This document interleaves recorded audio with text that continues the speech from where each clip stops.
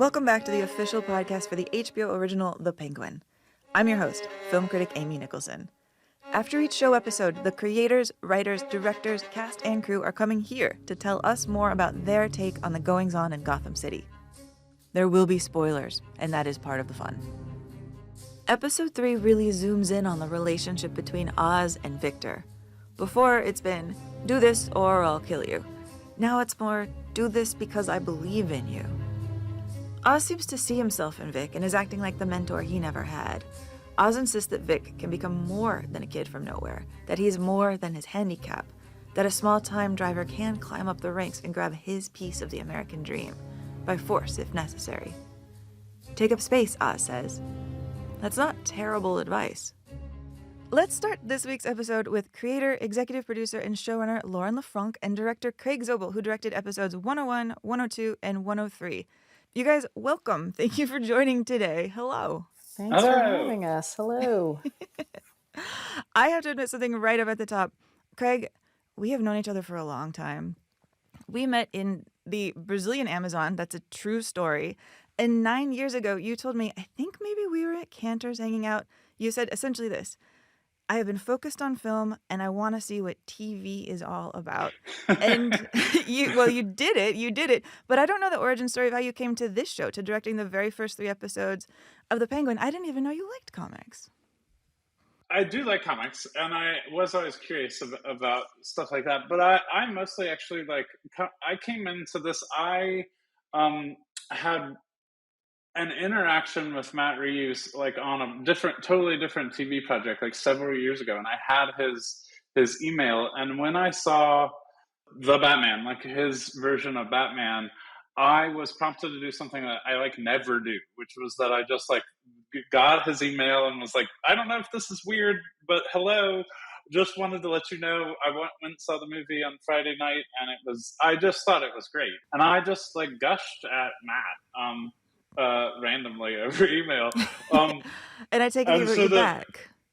And yeah, and he was thanks. And then no, he was quite nice. And then I think after Lauren and had come in and pitched the show, Matt and Dylan Clark reached back out, and that's kind of how I first came aboard. I mean, we're talking about episode 3 because this is your favorite episode. I keep hearing that, but I don't know why. Yeah, well, if you think of this season as having an arc like a movie would or something, I feel like it's the end of the first act. Is this portion. Lauren did such a great job with combining these 3 different storylines and having these 3 characters that really do have such a presence in the show, and in some ways they take their turns as the star of the show at different points. And this is kind of, I feel like, the episode that finishes out sort of getting to see Victor, the third character. Yeah, I mean, I think we broke episodes thinking about POV a lot. The first episode I wrote is all through Oz's perspective, except for one moment where it's Sophia at the very end. And then 102 starts in Sophia's perspective. 103 starts in Victor's perspective. And as we move through the season, that kind of continues in a bit of a different way. And so this was sort of our introduction of, this is the type of storytelling we're going to do. Every episode is its own episode. This is firmly television in that regard. But it's very cinematic television. And that we're showing you the different sort of tone and style, I think we can also achieve, that was the goal as well. And so I think in the first few episodes, you really get a great sense of that, Oz's darker sensibilities. And we deepen the relationships with the characters. You get to unpack them slowly through time, which is, the benefit of having 8 episodes to tell stories. I mean, it's true, and I feel a little bit guilty saying this, but in the first 2 episodes, Oz hasn't been that interested in who Victor is as a person, so I honestly, as a viewer, kind of wasn't either. It was a little bit of a gut twist here to see that very recently, Victor was an ordinary kid, loving family, sister's got her I voted sticker on, his dad's cooking rice. The streets of Gotham, they even look pretty calm, pretty clean. You two make us in the audience want to go back to this moment And then you hear Victor say, the rich think this is a shithole and he wants a better life than this. I mean, let's even play that scene. You know, Manny should really be paying you extra, for finding special parts. I mean, guy's got like 3 garages. Could be real money for us. Manny pays me well enough. Vic's right. He's taking advantage of you, Puppy. You see? You act like wanting more is a bad thing, but, I mean, don't you want a better life than this? Victor. If you remember where we came from, we have more than enough. Yeah, in terms of Victor's family, that was very important for me to see that. That's something that I always imagined wanting to see. If you didn't understand, if you have never met Victor's family, I was concerned that you wouldn't understand the emotional impact that it has for him to lose them in this episode. And it was very important to me that we showcase like a warm Latinx family, because Aguilar is a family name of mine. And so, I created Victor in part for a lot of personal reasons and wanting to make sure that we depicted Latinx characters on screen differently than sometimes they often are. And I think you meet him and he's stealing rims. And so you're presuming a lot about this kid and you're putting that on him. And I think the fun of withholding this information and where he really comes from and the warm family that he comes from until episode 3 was purposeful in that regard as well. To say, you think you understand this kid, or Amy, to your point, maybe you think you shouldn't be interested because Oz doesn't ask a lot of questions about him because Oz is a narcissist and he doesn't ask a lot of questions about anybody else except unless it behooves him to. Well, here's who this kid is. And he's the embodiment of this terrible tragedy that happened in the Batman film. We have the opportunity to show you what it's like on a personal level, because we just have the real estate and the time to do that, of who is impacted by the flood in terms of our class disparity story that we're trying to tell in our show. And, to understand Victor's loss and his struggle, that he does have ambition. He has more ambition maybe than his father, whether we call it ambition or not. He just sees opportunity in a different way. So there's an inkling of that. And so when he meets a guy like Oz, you start to realize what the appeal is of meeting a man like that. Like, here's the opposite of his father in so many ways. Well, yeah, and I mean, you really smash so much of Victor, Gotham, the people of Gotham, what they've all been through. Even later on in that episode, when you go to the club and there's that montage that you put together. I mean, tell me about creating that montage where like tragedy, party are just smashing together. Yeah, I mean, I think that what Lauren had talked about earlier as far as just point of view, and that like naturally, if the show's called The Penguin, it's going to start in Oz's point of view. And from Oz's point of view, like she said, like total narcissist, kind of like looks at people and how he can use them and, what he can get out of them. Then this is just another pawn, a piece of the puzzle. But being able to go into a deeper study of him and use him to look at like because class really stays really an important part of the story, and class disparity and sort of like where everybody came from and where everybody's going to is such a distinct element of really the bigger story here.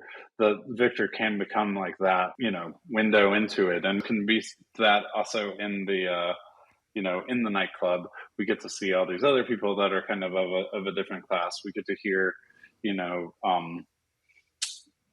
Sophia talking about class and talking about, kind of the destruction of the thing. And yeah, she really actively says these people need drugs. They need bliss. Yeah, these people need drugs. You might be paraphrasing, Amy. I don't know. Then how would you phrase it? How would you phrase it? Well, no, I mean, I think she's speaking about needing release, and it is speaking about grief and like how everyone's dealing with grief and escapism, right? And we're learning about this drug bliss, and that, Oz defines it as a party drug, and that's something that Sophia rolls her eyes about a bit, because we realize that it was in Arkham on some level, and we don't fully understand yet to what extent or what that means. But to Sophia, it's not a party drug. It might be a drug that you take to escape in some form or to feel numbed by, but that doesn't define a party for her. And yet she understands the need that people have right now and understands that, the city is suffering. And so there's opportunity here and there's a way to monetize that. In her own way, she sort of has this kind of PTSD, happening to her, that also Victor, I mean, if you think about Victor, like, it's been a hell of a last few weeks. In prep for the show, I did a bunch of deep diving just back into reminding myself about the vibes of post Katrina, when people were going into the Superdome and all of that stuff. I mean, it seemed like people had fully lost the moorings of society, and we kind of forget that because it kind of all got cleaned up, but it was a intense time, people just taking everything they could hold, carrying their TVs into the these shelters just because that was the only valuable thing that they had. And it's if you imagine he started there, ends up with Oz, and this is only days later, his world has changed so much. He has so much unresolved emotional trauma that it seems like this is the time that we get to realize that and kind of see it come out. Yeah, and I think the montage, we wanted to express that feeling that, with having, done a lot of research on trauma through the years, and there's so many different kinds that people experience, and PTSD specifically, which I think Victor is experiencing in that moment during the montage. You feel like you're transported back often to the place where you had something terrible happen to you. So if you were in a car accident, for instance, and maybe you hear the sound of a truck backfire and it reminds you of this one moment where you were in this accident, you can feel suddenly you're back there and feel a level of paralysis, I guess. It depends, right? It's the fight, flight, or freeze response that's common. And so it felt like an interesting way visually to sort of express that of, here he is on the roof remembering, and then he's seeing the bliss files. And, Craig and I talked a lot about how to kind of visually play that so it feels like he's back on the roof, but he's actually in the club. And then our editor, Andy Keir, did a really incredible job it was his idea to put in the images of the people up against the frosted glass and intercut that into the sequence as well. So it just started to feel really propulsive. And then our sound team came in and just did some excellent sound work, mixing the score with sounds of the flood and all this stuff to try to create sort of an immersive experience so you can really understand where Victor is emotionally. Well, yeah, and I think it's also just such a neat, tiny callback to something Oz has said earlier, which is he recommends people deal with their grief through dancing. And, in the history of this character, we have Tim Burton's Penguin, the Danny DeVito Penguin. That's the first time I think a lot of people, especially of my generation, were introduced to the Penguin, a guy who bit the heads off of fish. But I want to jump further back. The comics called the Penguin the gentleman of crime. When you compare him to the other villains that Batman has, the Joker is a maniac killer, the Riddler wants to prove that he's smart, but the Penguin wants money, power, and really just the opportunity to climb up the social ladder. And I'm wondering, for you two, do you see him more as this extreme version of the American dream? Or the Horatio Algier story distorted. Well, if you're going to use a fancy reference, you have to tell us what you mean. Oh, just the pulling yourself up by your bootstraps, but in the most weird way, really. I feel like that's was cool about Matt Reeves's movie. I mean, he in the movie, he's not the boss, which is sort of what you would expect, but where Matt set the movie timeline inside of the Batman story, he chose to make him, kind of working for the boss, which is what is so smart of Lauren to really figure out how to kind of make this a propulsive story where we get to see someone pulling themselves up, by their bootstraps to become a horrible killer. The American dream. I don't think Oz believes in the American dream in the traditional sense. And I think that's sort of what he's speaking to Victor about at the restaurant when they're talking, that to him, the American dream is built for people, or everyone likes to believe in this, quote unquote American dream, but it's unfair. It's classist. It's racist. It's sexist. It's for the few who are already of a certain tier to really actually achieve it. And that in fact, it's all BS in a lot of ways. And that to him merits jumping the line, because you got to jump the line if the line will never let you move forward. You know what I mean? Like if you're never going to get to the front of the line, but you think you deserve it, how else are you going to do it? You got to jump the line. Like, So are you saying the only way to get ahead is to be a criminal? I think in Oz's justification for crime, I think is partly that. And I think, if you look at our world and our society, a lot of the reasons people commit crime, they, are stealing food or stealing money, is because they have no money. It's like a very complicated societal thing that I'm very ill-equipped to speak about on a larger scale, for sure. And it's not to make excuses for that at all, because Oz is clearly distorted and not a hero, and we should not listen to anything he has to say. But I think there's truths that Oz speaks about that feel very relevant to what many people feel. And that's the appeal of him, and that's the problem and the thing that makes him so scary as well, because you can lean into that. And some of what he does say, it has value and it's hard to argue with. But that does not justify his actions or what he does or how he chooses to live his life. No, and this, discussion that Victor starts at the very beginning of this episode about what a better life is, how to go after it, the way you weave it in throughout this whole particular episode. Craig, I want to ask you about directing this scene, this conversation at the end, where Oz explains, articulates kind of almost to himself that it was worth getting Sophia sent to Arkham so that he could have a better life, but that he is also still sorry. Yeah, I mean, when you said earlier, like, this is my favorite episode, it's because of that scene. The hope of the episode was that, like, within the Oz and Sophia storyline, that you start to see some connection, that you start to see something that maybe is people, old friends falling back into a rhythm. Yeah. Yeah. We always called it the moonlighting episode in the writer's room, of just, you want the banter. You want to understand these two have a history, and that there's antagonism underneath some of it, but there's a playfulness. And the thing we always talked about is that Oz and Sophia are actually very similar in certain ways.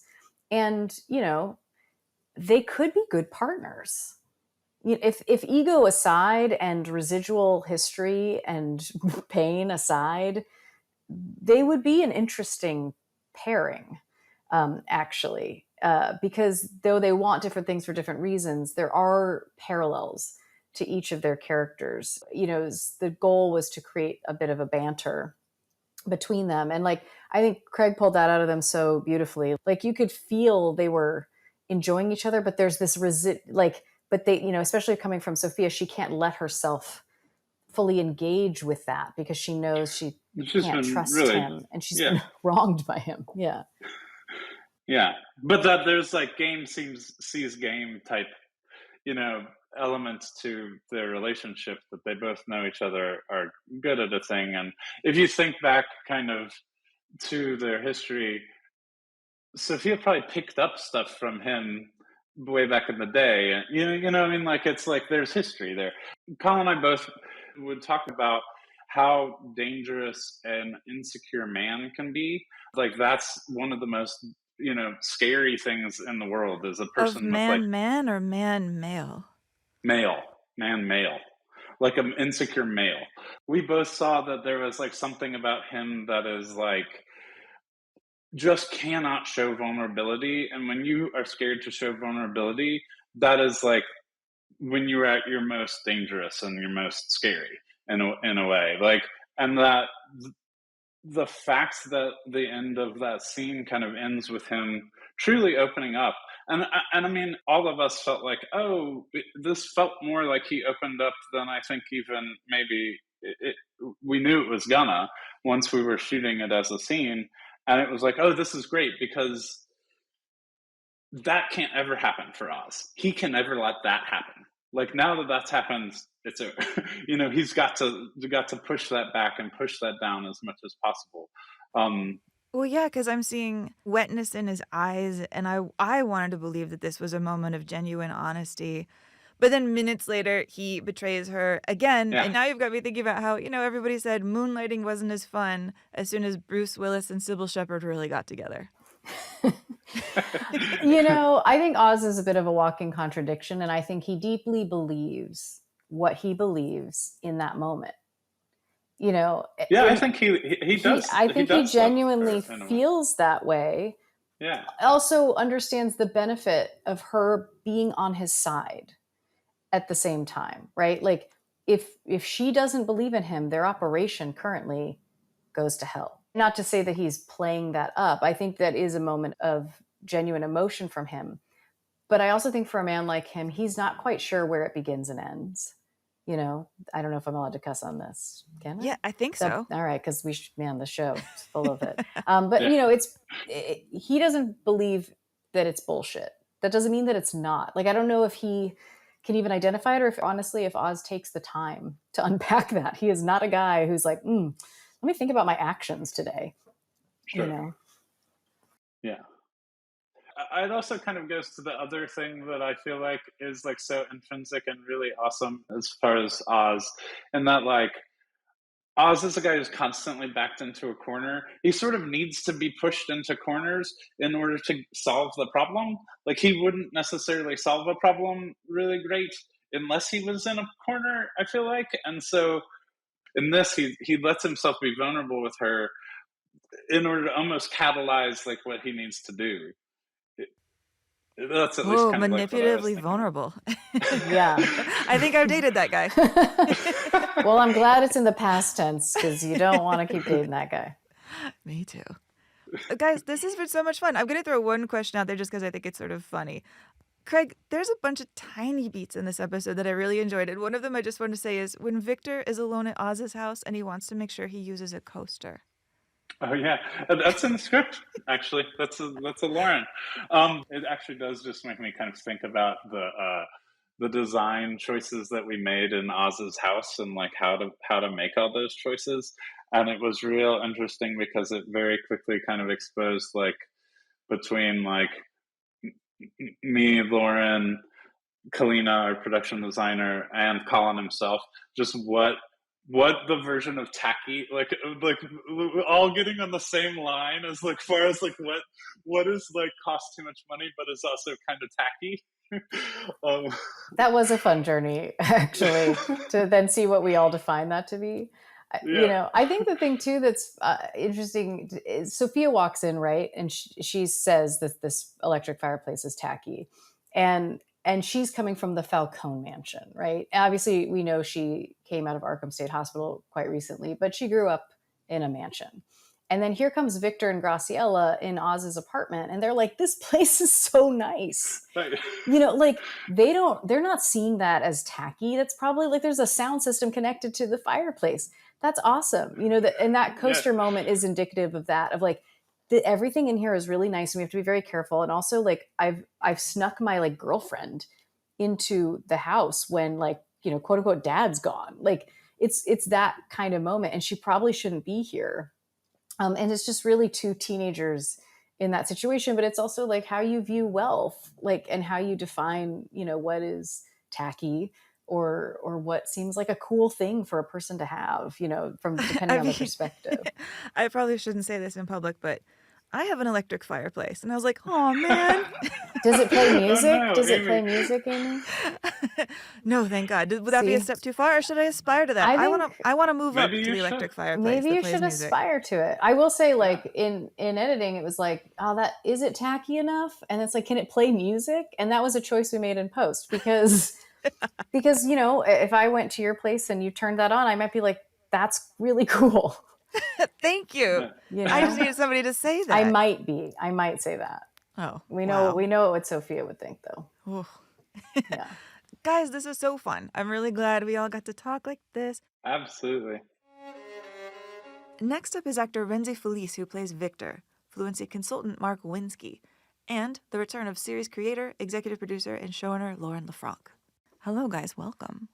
Hello, hello, hello. Hello. Thanks for having us. Well, Lauren and Rhenzy, this character of Victor, this is a chance to add somebody completely new to the mythology of Batman, to add a brand new character. So why are you doing this? What role do you want this character to play? And what were your conversations like in creating Victor? I created Victor because I was interested in this mentor-mentee relationship with Oz, but also I wanted to have a character that represented, an average person in Gotham, because I think you just rarely get to see that. I'm half Mexican, so I also wanted a Latinx character on the show because I don't feel like they're represented as often as they could be. I wanted you to meet someone who's a good person, who comes from a good family, and goes into more of a corrupt world, and you sort of understand the rationale and the reasons behind, why someone like Victor, who's a good kid, might end up in a situation like that, because I feel like that does happen a lot, and kind of dig into him from there. And I also knew I wanted him to have a stutter. I thought that was an interesting attribute for him, but not something that defined him. And that was important to me as well, to make sure that it was an aspect of him, but not fully who he is. And he has so much more depth than simply just that. But that's something that immediately gives Oz pause when he first comes upon Victor.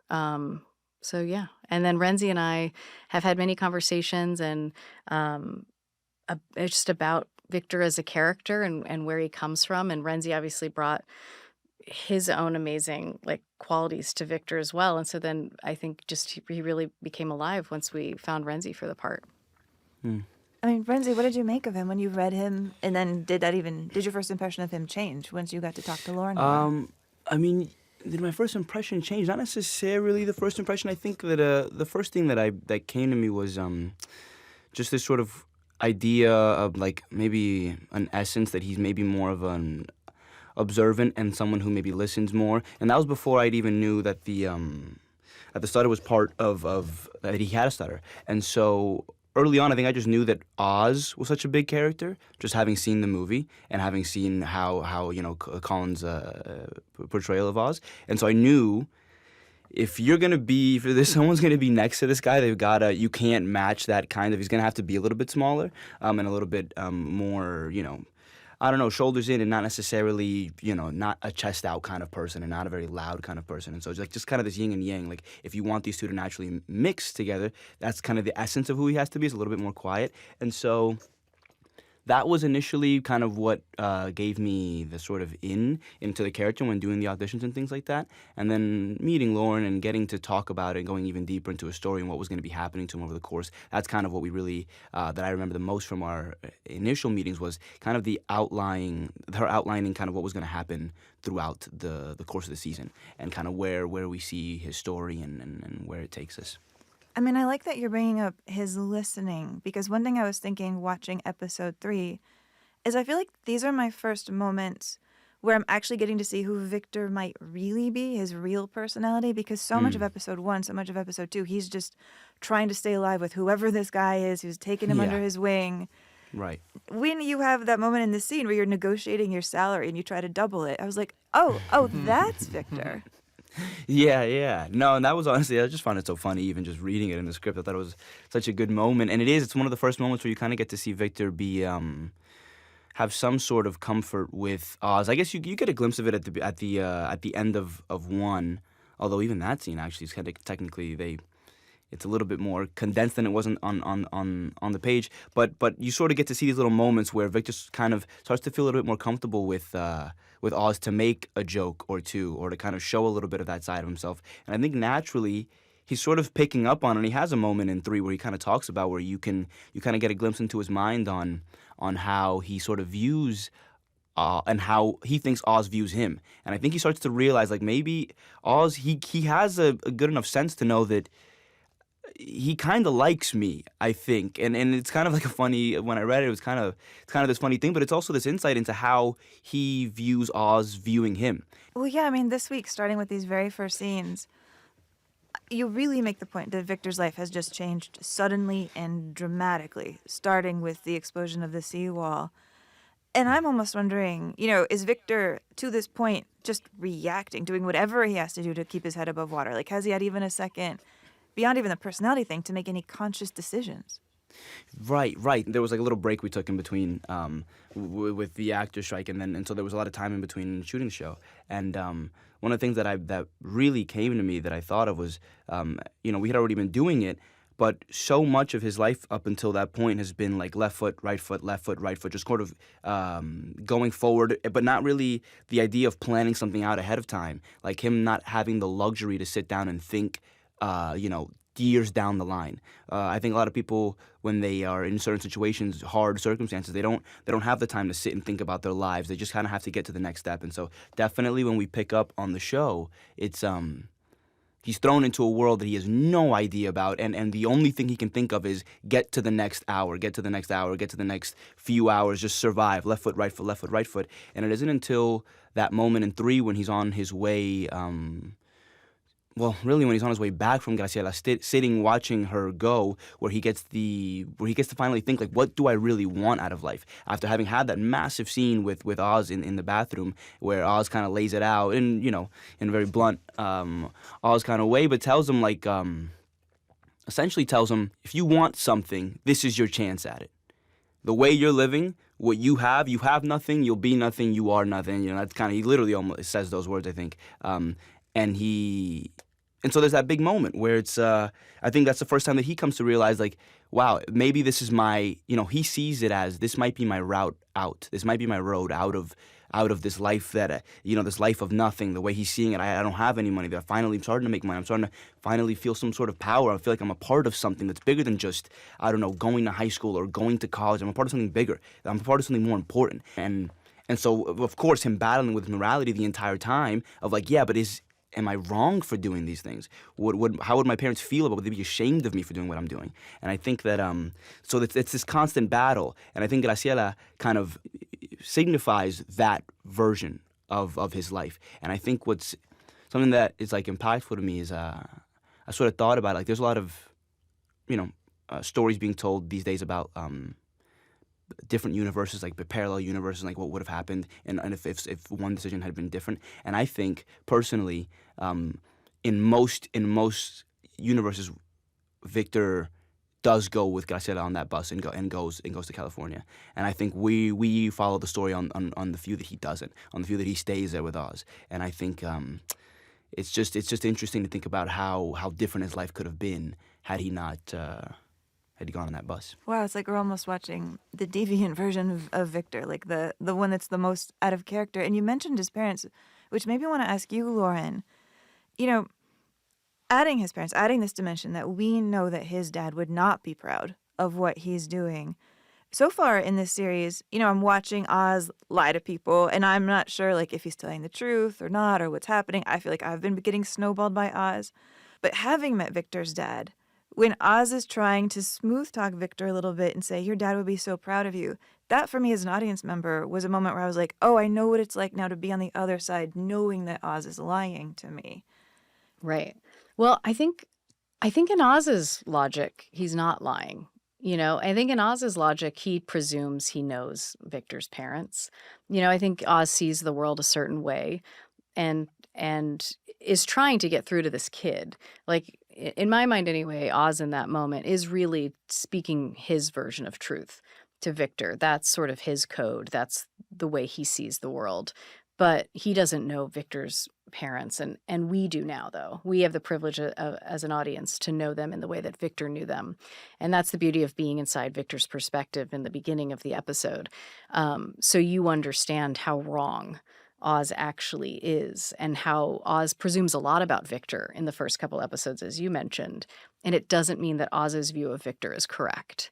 And now, because of the insight that we get into Victor, we feel like we can stand up for Victor, and we can be on Victor's side and be like, no, actually, you're wrong. And we see now how this kid grew up and who his parents are and what they wanted for him. And yet here's Victor, who's completely lost because he's just lost his entire family weeks ago.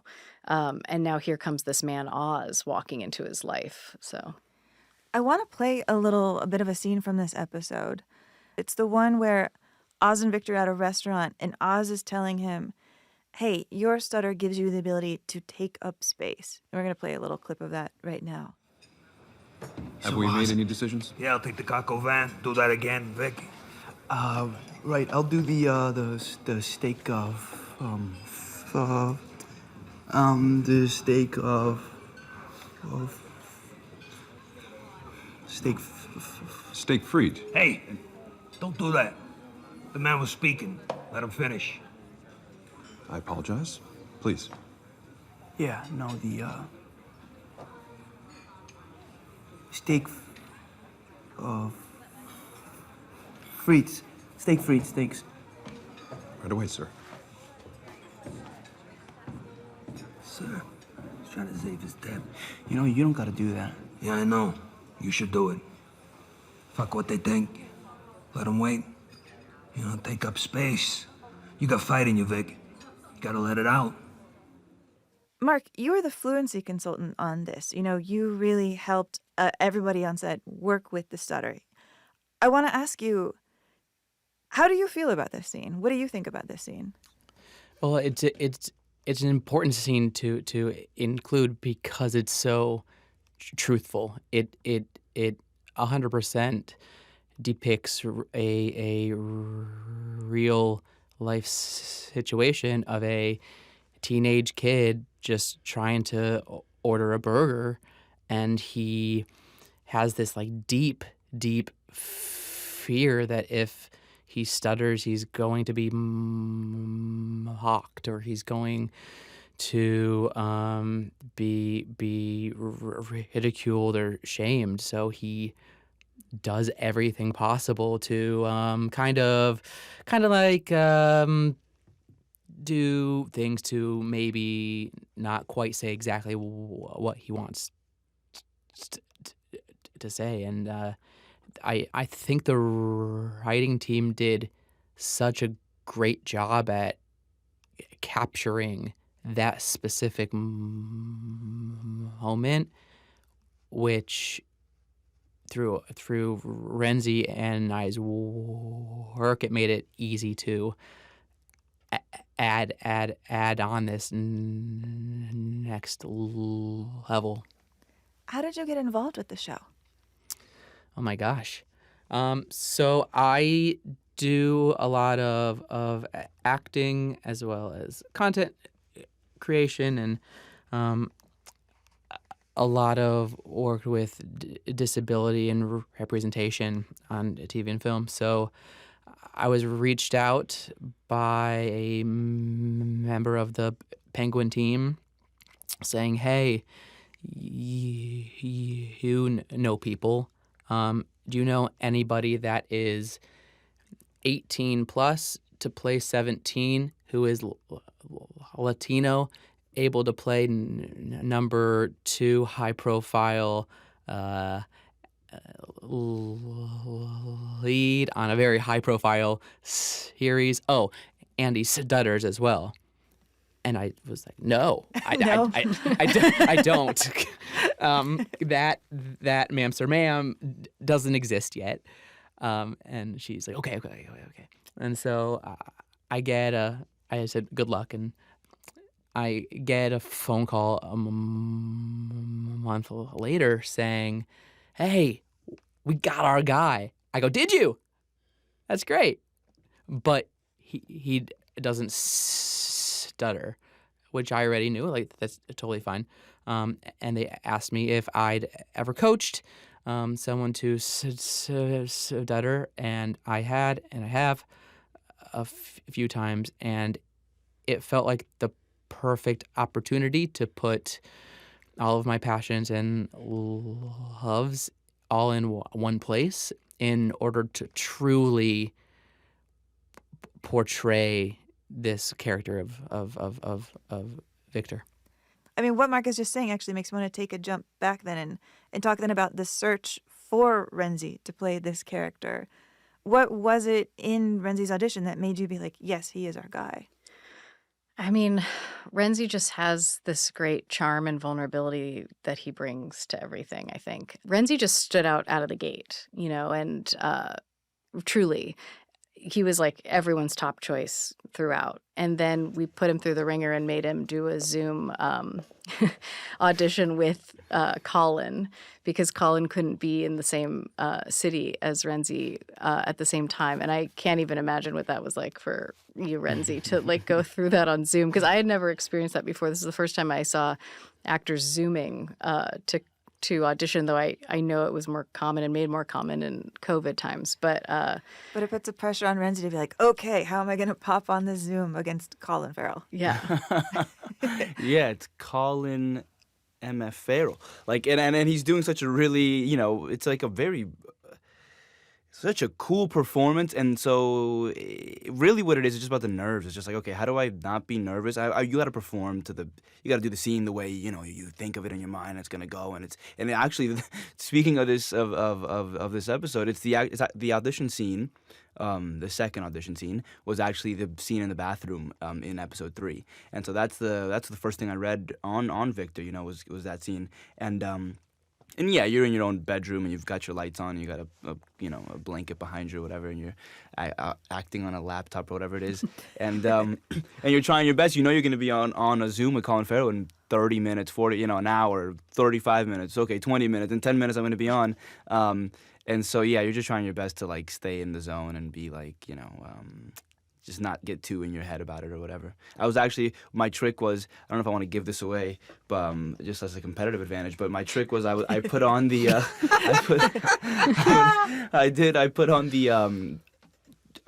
I just put on the movie, and I was just watching it in my room, in the same room that I did the audition in, and I would just watch it up until it was time to do the scene. So I was the tone was the exact right mode that I needed to be in, the mood was the right mood I needed to be in, and it kept my mind busy enough to where I wasn't so nervous about what was about to happen. I was like locked in on the movie. And so then, 30 seconds before, they shoot me a text like, hey, we're going to be on soon. And so I just jumped off and got on the laptop. But that kind of helped me get in the right headspace that I needed to be in, which is watching the movie.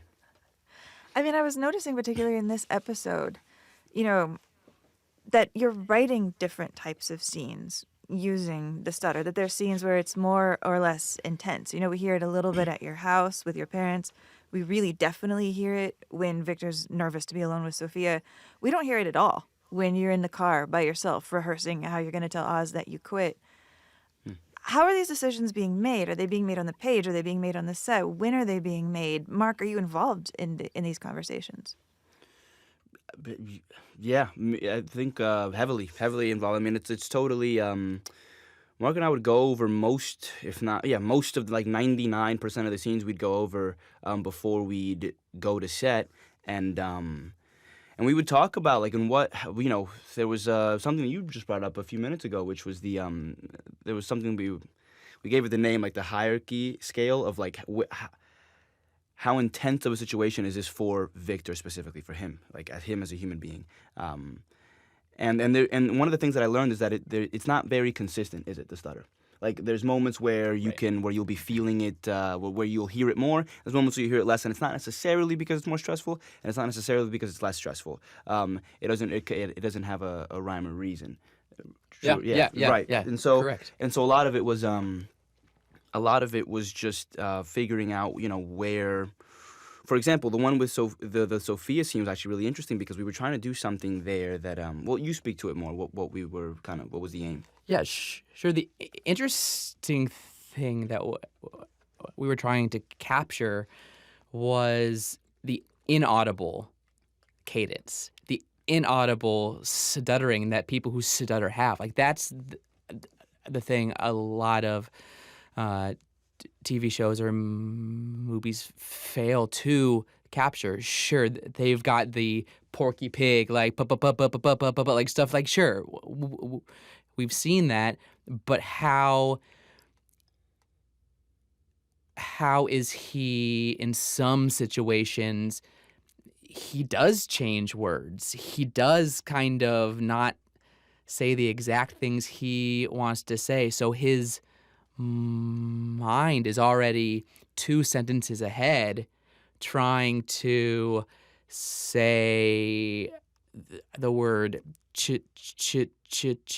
cheeseburger, and so he's knowing it's coming up, so he's like, can I have a it's that hamburger with cheese, a cheeseburger. Yeah, a cheeseburger. So we really tried capturing those things a lot in addition to the overt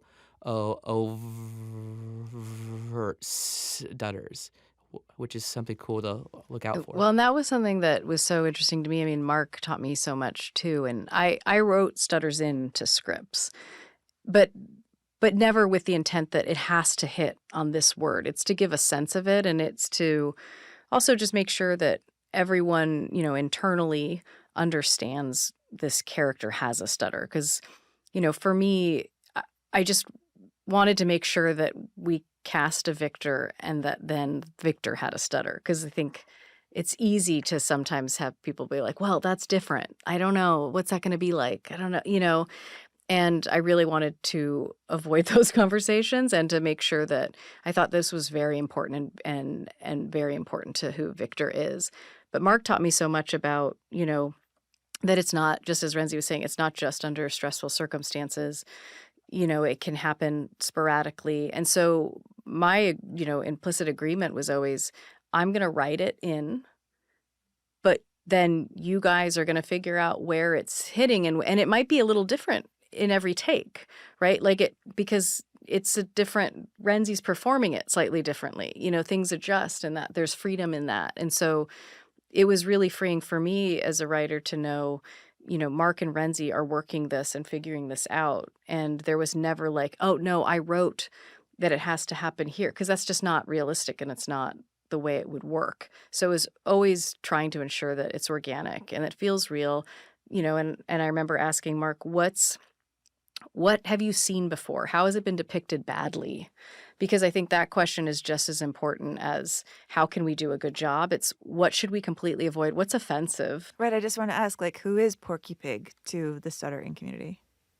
He's a stuttering pig that doesn't wear pants, and that's our only portrayal that people know. But no, he's a caricature, right? And I think that's what this whole team did. Such an incredible, I'm gonna tear up here, but such an incredible job to really take care that Victor is a human being who happens to stutter. It's not talked about a lot. He just does it.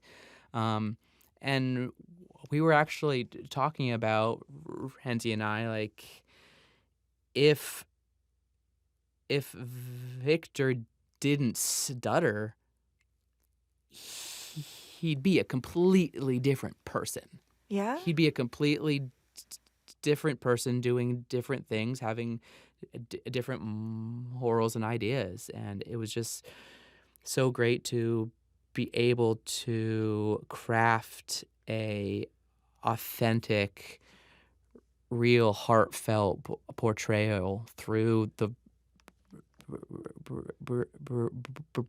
brilliantly written Victor. Well then, Rhenzy, before we go, I want to ask, we are only on episode 3. Is Victor going to be taking up his share of space in the rest of the season ahead? I think naturally as he gets more comfortable with Oz, it's not only as he gets more comfortable, but Oz, is giving him more responsibility too. And I think both of those in turn kind of make it so that not only are you getting more comfortable, not only are you getting more responsibility, but you're also the hierarchy changes. Yeah, the that more list comfortable you get with changes someone. from I could be hurt here. The stutter becomes I'm not going to try to hide that. If I stutter, I stutter. I don't whoa. I want to get hurt. Right, exactly. So yeah, Oz giving him that kind of space. Oz giving him the power to speak freely, to speak the way that Victor speaks. It I think around Oz, it makes it a little bit easier for him to talk and a little bit easier for him to put his chest out. But then again, you're meeting so many different people and he's coming across so many different people that it really changes from person to person how comfortable or not you are to speak in that way. Well, guys, I want to thank you all for joining me today. This has been a really fun conversation. This has been awesome. Thank Absolutely. you. Thank you. Next, we're going to be speaking with music supervisors Jen Malone and Whitney Pilzer. You guys, hello, welcome. Thank you for joining us today to talk about episode 3. Thank you for having us. Okay, let's just jump in because I think people have a lot of questions about music. I mean, I think it's natural for those of us just watching the show to lump all the music choices together, but lay out how what you do is separate from the score that we're also hearing from Michael and Mick Giacchino. Yeah, the score is pivotal for any series, but for The Penguin, we're building on the history of the sound that Mick and Michael created for the Batman movie and creating that cohesive sound that we brought into our show. And, in general, score kind of operates at a base level of setting the tone and the feeling of the show. And with the needle drops, we're able to help use music to drive story, build characters, build their worlds, build their history. We get to play with counterpoint sometimes and sometimes inject a little humor in a very dark show. And just really surprise the audience with moments that can, utilize lyrics or contrasting genres that you wouldn't necessarily expect. So really creating some surprises for the audience and kind of keep them engaged with the show and with the categories. So, it's kind of a dance. And of course, we want to make it cohesive. Like the song belongs with the score. And that was something that was that Lauren really directed us towards and kind of made certain decisions that we were able to, to implement when we were searching for songs to fit certain moments. I mean, there's so much music to talk about in episode 3, but I'm definitely going to, get absolutely screamed at online if we don't jump back a little bit and talk about episode 1 and maybe your most flashy moment of musical choice when Oz gets into his car and we hear Dolly Parton 9 to 5. I mean, Whitney, I know that songs have to be paid for in shows like this. I imagine 9 to 5 from Dolly Parton is expensive and maybe even a little risky. You have to get people on board that this is the right choice for episode 1 of a show about Gotham. Yeah, absolutely. And, Dolly's estate is actually really wonderful to work with.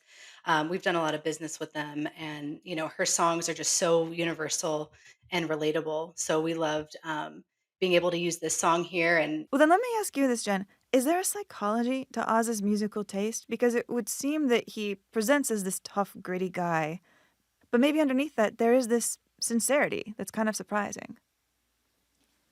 So that's an interesting point that you make with the sincerity, because in being with Oz for all of these 8 episodes, anytime there is a glimmer of sincerity, like of how he really kind of starts to take care of Victor and becomes this father figure, you look deeper into it and he is just manipulating that poor kid into doing terrible, terrible things. And so I think that, he fools a lot of people with this sincerity. Oz is just so self-serving, and whatever the situation he's in, just like how he operates with business, he will be whoever he needs to be in that moment to get what he wants out of that situation. So even to the extent with his mother sometimes of, playing with obviously Frances has her sound and she has her own playlist that we had so much fun exploring and digging into.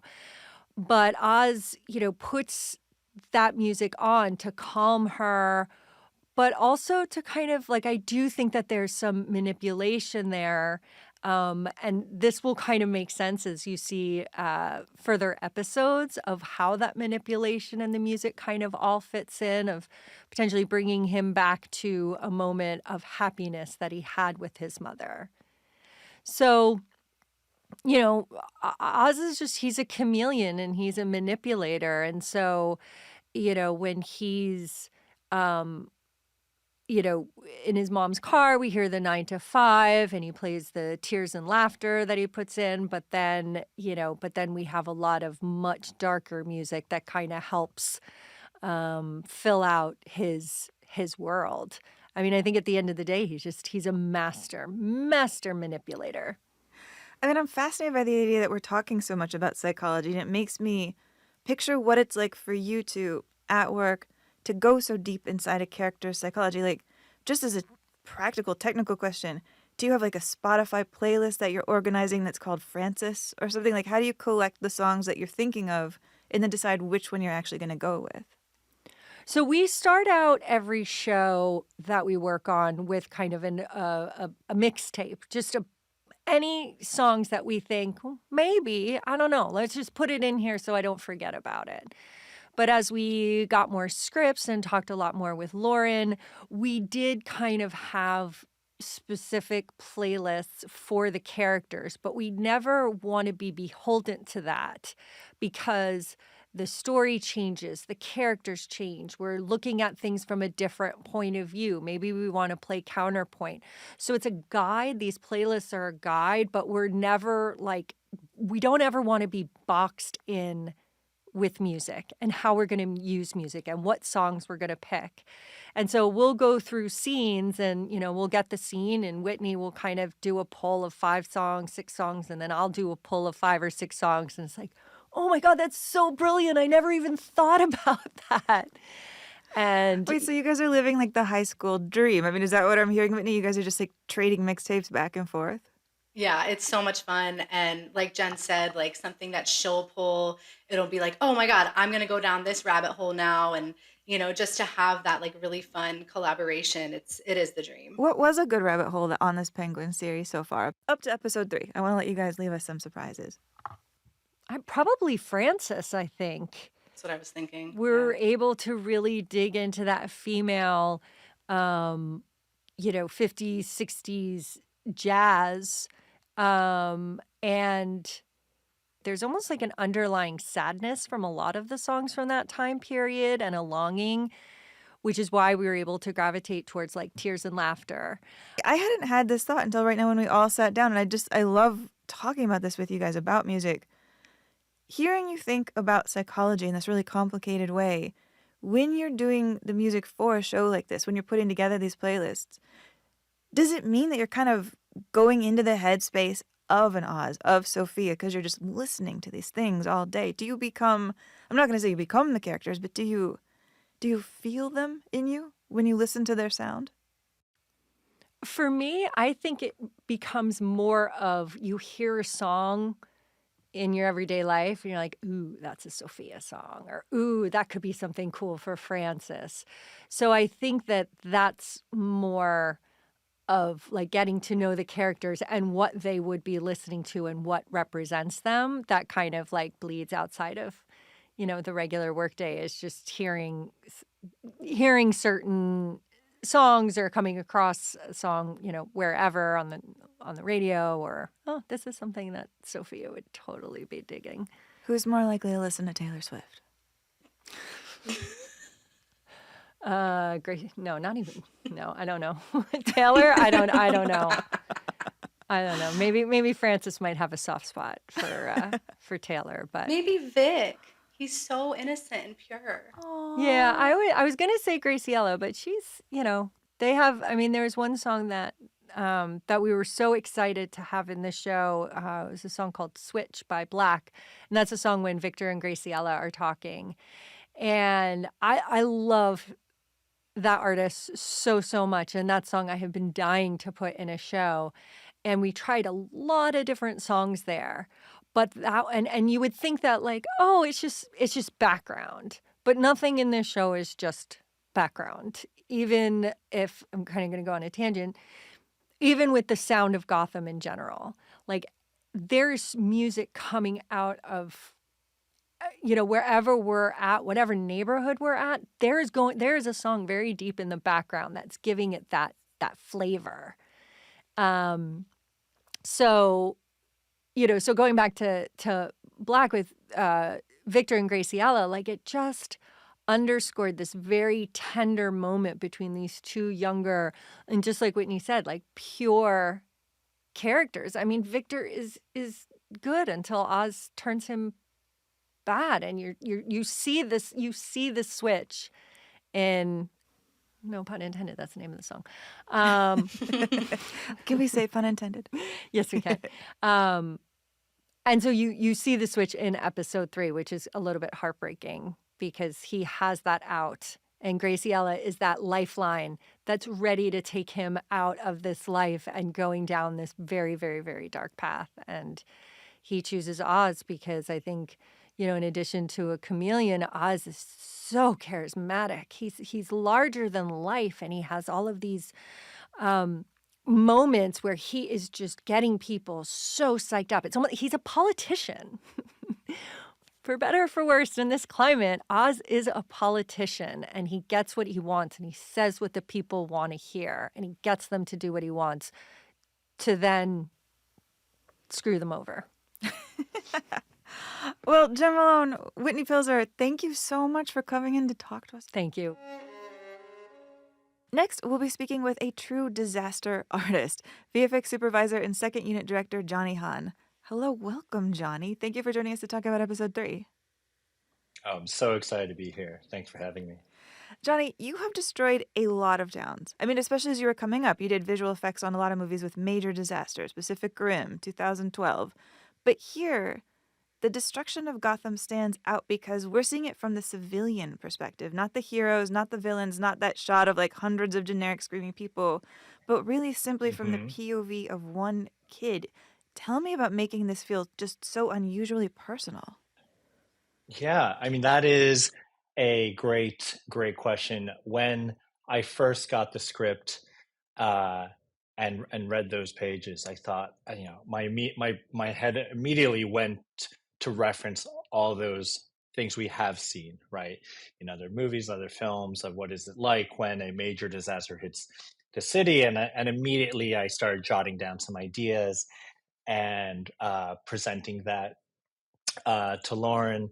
And what's so great about this process is Lauren is so good at really understanding, yes, there's a visual, but what are we really trying to tell here and through whose eyes? And so that was indeed one of the first refinements of the idea, which was let's put it through the perspective and the point of view of Victor, who this whole disaster that we saw in the Batman film, where we got many points of view and we saw how it affected the center of town and Gotham Square Garden and all the people. This was, yes, all that is going on. And we've seen all that. And we've covered all that in the film.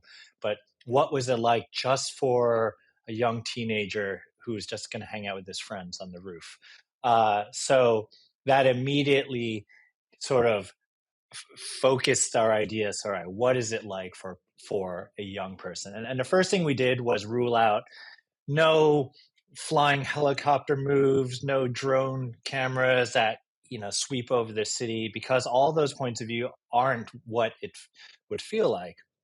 So we literally thought, let's put a camera on a roof where he would be, the right lens. We're not seeing some super wide angle lens. We're seeing through what a person's point of view is, and which means not so wide, because when you're seeing something big and important or traumatizing, right? When your adrenaline is activated, when your body is put in panic mode, you kind of go into a tunnel vision, right? Like your vision really goes into a what is right in front of me. And so we designed the scene to really be from Victor's point of view, where the first thing he sees is not just the seawall collapsing, because again, in the movie, we know it's the seawall. We establish that is the thing that breaks. But in Victor's neighborhood, the freeway, the motorway that goes on the edge of the city is right next to the seawall. And that's one thing we added, because we're like, how do we make it more personal, right? Not a lot of us don't live next to seawalls or levees, right? It's not as personal, but we thought, like a freeway I say freeway or motorway.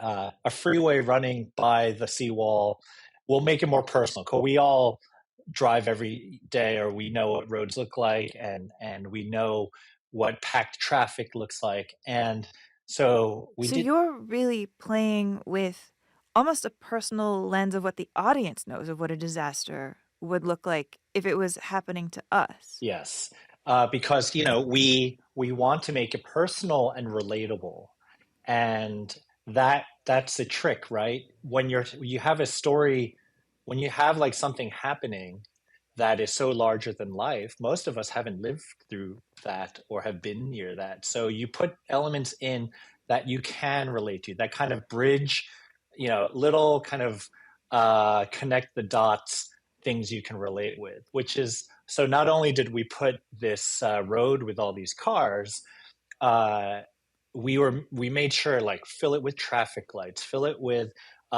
typical green signs that tell you, the bridge is a quarter mile to the left, or and those are things that are so familiar to us, and to see those things get knocked out of the way by the water is much more familiar than seeing water rush Well, down the actually, street, let's keep right? talking about that because, I mean, almost nothing is more familiar to an audience than water. So how do you make water feel scary? How do you make Yes. audiences feel its power?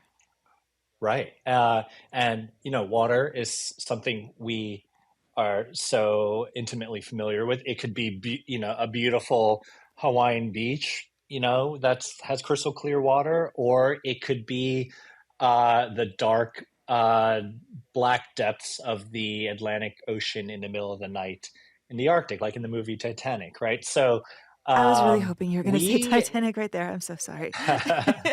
Yeah, I mean, it's a great example of like how did they do it? How do they make that not look like a commercial for a Caribbean cruise, right? It's all in context. And one thing, I mean, it may sound very straightforward, but we made it very, very dark. We were very careful not to make it this crystal clear kind of flowing, bottled water commercial, but it had to be dark. To make it dark implies mass and density. That it's not just water, but this is seawater, right? So it's probably filled with all kinds of things in it. The scariness of seeing something disappear into the darkness of water, so you can no longer. It's a mystery, right? It's just swallowing up everything like a black hole. That's one thing we leaned into. The other thing, and again, to sort of play with the things around the object, right? The contextual things to the water, in this case, was street lamps, right? We're all very familiar with street lamps. And one of the scariest things is to see power go out. We were leaning into all those things. Like, what are things that we at least are familiar with? And so we made the wave just one by one, like switch off the lights of the apartment buildings, then to storefronts, then the lampposts, just in succession, right? One after the other, to That's give this real primal. looming sense. Yeah, that's like we're a Yeah. little kid and somebody shut out the light. That's a primal fear. And I was thinking even Yes. like Yes. after these scenes, after this sequence, it really hit me watching this show how wet Gotham still feels. There's water drops on people's car windshields. I was thinking, oh, are we being subconsciously reminded all the time of what has happened? Because you're seeing it just around everyone. Yes, absolutely. One of the early creeds of the show visually was, when possible, remind us of what happened. And Lauren's amazing for bringing our eyes back to where it counts. Because we have a million ideas and we want to do everything, but Lauren is so good at reminding us what we need to see and remember in each of these scenes. And yes, bringing water, bringing wetness. And one thing that may not be as noticeable as you would think is we have these water lines on some buildings to remind us that a flood had happened. And by waterline, I mean like a dark edge of that's like a mix. It could be like algae bits and and mold, and then also like the white of like the sea salt and the calcium buildup. Also, like the ring And around a you'll bathtub or the ring around a sink after you drain the dishes. exactly. And especially like when you have a drain that's not going down well, and then eventually it does, and you have that line around the Johnny, tub or the have you sink. been in my apartment? Oh no, I just have my own tub that never goes down. But that's exactly it, right? Like those are again familiar things, right? And we thought, all right, let's pepper that in throughout the show. You know, and when we can, because obviously we're up against constraints. But if we thought in key moments, it was like, you know, let's put a little water line. It might be enough to remind the audience, oh right, you know, this isn't just Gotham and a place that has had better days.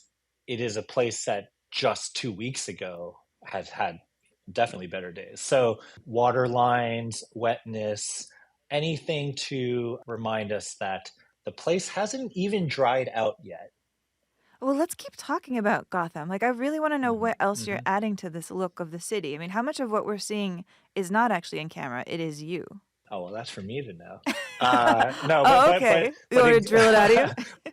We know you guys will love this version of Gotham because you will not even be thinking about exactly those things. You won't be thinking about, oh, that's an added city, or we changed that background, because one of the big creeds of the show was like, make it so integrated. We don't want anyone to be pulled out of the story. We want people not to see it, but to feel it. And Lauren would say that a lot too, and Matt would say that a lot about, I don't want to see that effect. I just want to feel it. You know, where we don't want our eyes to be diverted and all of a sudden not be thinking about the characters. We still want to be thinking about the characters, but feel Gotham City the way, you know, you can feel it's cold outside, or the way you can feel the humidity in the air, right? It's something you're aware of, but not something that is going to distract you. And so, right. So, like a very different style than, say, a Michael Bay, who wants to be like, look at my effects. You want to say, look at this world, and I will know what I have done here. Right. Feel the world, right? See the characters, hear the characters, and then feel Gotham. Well, then, on that note, like, yeah. Are there scenes in here that the audience would be surprised to later learn actually have a lot more VFX than they're expecting? Yes. And to that note about cities, rarely is there ever a skyline that hasn't been, with love, has been augmented to be our Gotham. And our Gotham is not New York City. It's not Chicago. It's not London. Matt Reeves did an amazing job of giving us a new Gotham that we had not done before or seen before. And it's a very careful blend of all of the above. One of the signature things that make our Gotham and not New York or Chicago is Gothic skyscrapers, which is something of they exist in reality. Chicago actually has more than New York of they're basically tall skyscrapers that have very Gothic elements, you know, spires and towers on the top. And we realized, all right, that is a signature look that will make it not New York City anymore, which I dearly love, and I grew up in this town. But we don't want it to feel like New York. We want it to feel like Gotham. And so in every skyline, as subtle or as out of focus or as benign as it may be in the background, you can bet it's been augmented to get a little, even just a little bit closer to the beautiful tone that Matt Reeves has set up in The Batman. So does that mean in your kind of mental design of Gotham, you have skyscrapers, maybe some places we'll never even go to in the show, but they're there, you know where they are in the city, and you know even if you're shooting from uptown, downtown, Crown Point, it's the same building and we're seeing different angles of it, and it's just something you've invented? Well, so that's a great point you bring up about the uptown, downtown, Crown Point. We, from the beginning, we took a map. We took the map that had been established from the film, And one thing you get to do in a series that you don't get to do as much in a film is you really get to develop your locations, because we spend so much time in all these places. So we took the map and we started pointing out, all right, let's say the Apex Lounge is here. Let's say Crown Point is here. Let's say the Elliott Bridge is here and Gotham PD is here. And then we would start to triangulate what you might see. And that's why when we modify skylines, it's not like a random, grab bag of stuff, which is might be the easy way out. And I don't want to say lazy, but it might be the path of least resistance to just sort of decorate a skyline to be generic. But we really, really went to the effort to say, all right, well, they're at the apex. So we know we have to add a skyline in that direction. What could it be? And we would look at the map and say, Gotham PD, GCPD is meant to be downtown. And on the map that Matt Reeves had set up, Chinatown is also downtown. So it's not a stretch that you would be in line of sight. So then you see the Gotham City PD building when Victor is driving through Chinatown. But I am curious, how much of your work as VFX supervisor is on visible effects, like explosions in the flashback, and how much is on invisible effects, matte paintings, erasing wires, that kind of thing? Yeah, well, for the whole series, we have about 3,000 visual effects shots. That's on the higher side for a series of this size, of this length. But for context, the flood, when Victor sees a seawall break and the flood happen, in total is probably only about 30 shots, right? Maybe 30 of our biggest shots. But if we think of the flood as one of our flashy sequences, just think that for every flood shot, there's 100 times more invisible effect shots. And some of those invisible shots can be everything from this is a tricky one to answer. Yeah, I'd be curious to hear, what's the tiniest thing they're like, I can't believe I'm doing this tiny thing. We changed the emoji on a text message. What? Just to add one extra emoji. It made sense why. We all understood why. But that's what I love. And actually, that's one thing I'll say here. And I don't know if that's the best example. Maybe a good example is we might just remove a very subtle reflection of an actual light, of a street lamp or something that just might be a little distracting in frame because it's a very emotional moment. But what I want to say about the invisible effects, so that includes everything from removing cables to doing cosmetic work on Oz, to adding graffiti and adding grit and adding dirt and life to backgrounds that you would never know is there. But what I love about doing all those things, because I don't say it with disdain or any kind of in any forlorn way, I know those are the things that make this an HBO show. Meaning, it is, for this studio, we really care, and all the way down to these little things where we know that, again, you may not see it, but you'll feel it. And when all those 3,000 little shots add up, it contributes to this whole atmosphere of the show. And I think it's emblematic of an HBO show in the sense where we're so big on fine-tuning everything, as much so as we do to the visual effects, and we're very proud of that. Johnny Han, thank you so much for joining us today to talk about all of your great VFX work. Thanks for having me. This is an episode about risking everything for a shot at the American dream Gotham style. A shot at, literally, a whole lot of bliss. And we're also facing a test. How far are we, the viewer, willing to root for the underdog? Where's our own line? Stream new episodes of The Penguin Sundays, 9 p.m. Eastern, and then join me and our guests next week as we continue to explore the dark delights of this show. The Penguin Official Podcast is produced by OBB Sound for HBO. You can follow our show wherever you get your podcasts, and we invite you to join the conversation. Leave us a review, or just share your thoughts on the show. This was an OBB Sound production, and hosted by me, Amy Nicholson.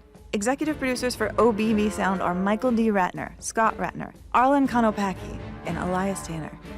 Produced by Toby Lawless. Production manager is Brian Burgett. Engineered by Josh Falcon. Our editor and mixer is also Josh Falcon. Booking coordinator is Tess Bartholomew. Research producer is Jesse Holland. Executive producers for HBO are Becky Rowe and Savon Slater. Executives in charge of production for DC are Mike Pilata and Victor Diaz.